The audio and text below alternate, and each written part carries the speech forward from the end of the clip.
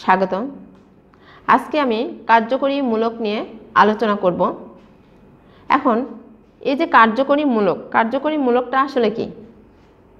মনে করো যে বসে থাকার পরে যে আসলে কাজটা শুরু হয় সেটাই মূলত কার্যকরী মূলক। মনে করো যে তোমরা 8-10 জন বান্ধবীর মধ্যে একজন কি আছে, লিডার আছে, অর্থাৎ তোমরা যে কোনো কিছু একটা ডিসিশন নিবা, কিন্তু সেই লিডার যদি না আসে তাহলে কিন্তু তোমরা কোনো ডিসিশন নিতে পারছো না। এই যে লিডার, এখানে এই লিডারই হলো মূলত কার্যকরী মূলক। আমরা যদি উদাহরণ হিসেবে বলি, দেখো যে মিথাইল মূলক, এটি একটি মিথাইল মূলক।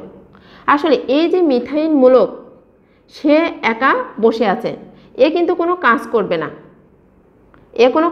না, কিন্তু এই মিথাইল মূলকের সাথে, অর্থাৎ সেই কার্যকরী মূলকটা যদি আসে, যে মূলকটা আসলে এই মিথাইল মূলকের, অর্থাৎ এইটার কাজটা শুরু হবে, সেটাই হচ্ছে তোমার কার্যকরী মূলক।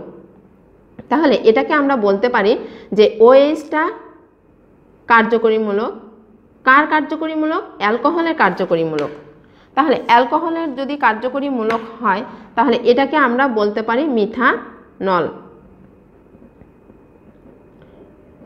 অনুরূপভাবে আমরা বলতে পারি যে এটা ইথাইল, মানে অ্যালকাইল মূলক।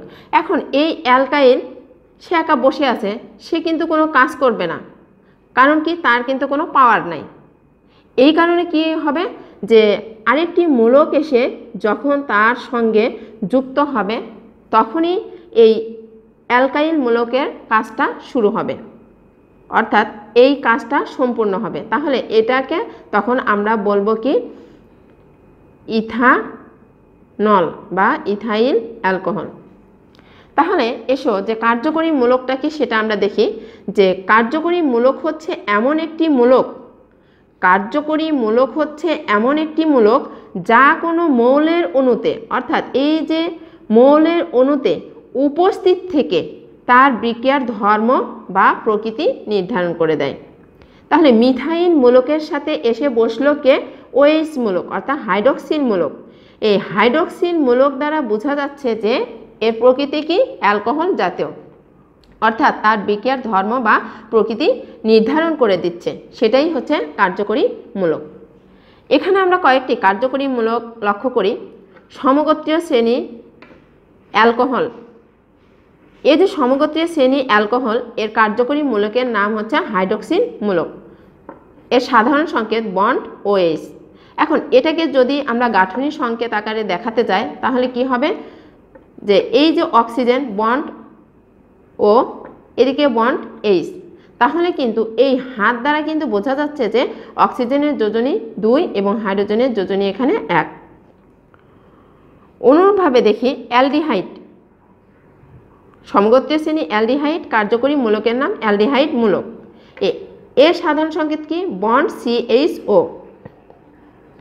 এটাকে আমরা গাঠনিক সংকেত আকারে দেখাতে পারি। এখানে গাঠনিক সংকেত আকারে দেখাবো কারণ এর মধ্যে কার্বন, হাইড্রোজেন এবং অক্সিজেনের মধ্যে যোজনী কিন্তু কার্বনের বেশি।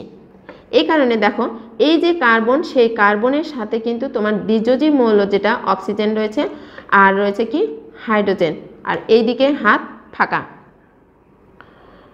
এরপর দেখো কিটোন মূলক। কিটোন, সমগোত্রীয় শ্রেণী কিটোন, কার্যকরী মূলকের নাম কিটোন মূলক, বন্ড CO বন্ড। এটাকে যদি আমরা গাঠনিক সংকেত আকারে দেখাই তাহলে কার্বনের সাথে এদিকে হাত ফাঁকা রয়েছে, এদিকেও হাত ফাঁকা রয়েছে, আর কার্বনের সাথে 2টা বন্ড দ্বারা অক্সিজেন রয়েছে। এখন লক্ষ্য করো তো, এই যে অ্যালডিহাইড এবং কিটোনের মধ্যে কিছুটা পার্থক্য রয়েছে। কি করে চিনবে যে এটি অ্যালডিহাইড মূলক আর এটি কিটোন মূলক? লক্ষ্য করো, অ্যালডিহাইডের ক্ষেত্রে লক্ষ্য করবে যে একটা হাত অবশ্যই হাইড্রোজেন দ্বারা পূর্ণ থাকবে এবং এই যে এই হাতটা ফাঁকা রয়েছে, সেই ফাঁকা হাতটা অ্যালকাইল মূলক দ্বারা যুক্ত থাকবে।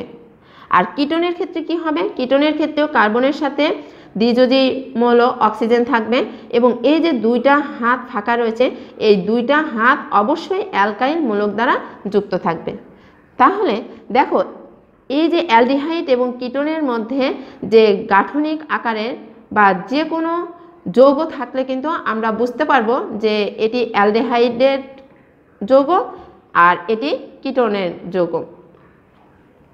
এরপর দেখো কার্বক্সিলিক অ্যাসিড, এই কার্বক্সিলিক অ্যাসিডকে জৈব অ্যাসিডও বলা হয়। কার্যকরী মূলকের নাম কি? কার্বক্সিলিক মূলক। এর সাধারণ সংকেত বন্ড COOH। এখন এই যে বন্ড, এদিকে একটা বন্ড রয়েছে, সেই বন্ড অ্যালকাইন মূলক থাকতে পারে। এই যে অ্যালকাইল মূলক আর এখানে দেখো দুইটা অক্সিজেন রয়েছে, তাহলে একটা অক্সিজেন দুইটা হাত দ্বারা ফিল আপ থাকবে, এইদিকে একটা অক্সিজেন এবং এদিকে একটা হাইড্রোজেন থাকবে। এরপর লক্ষ্য করো ইথার, সমগোত্রীয় শ্রেণী ইথার। এই ইথারের কার্যকরী মূলকের নামটা হচ্ছে ইথার মূলক। এই ইথার মূলকের সাধারণ সংকেত আর বন্ড ও বন্ড আর।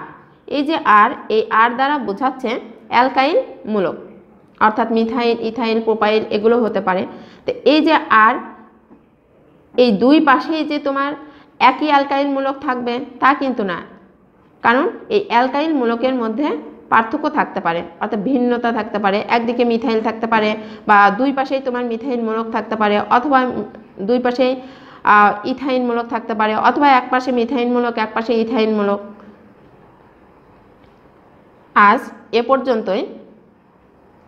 পরবর্তী ভিডিও দেখার অনুরোধ জানিয়ে এখানেই শেষ করছি। ভালো থাকো, সুস্থ থাকো।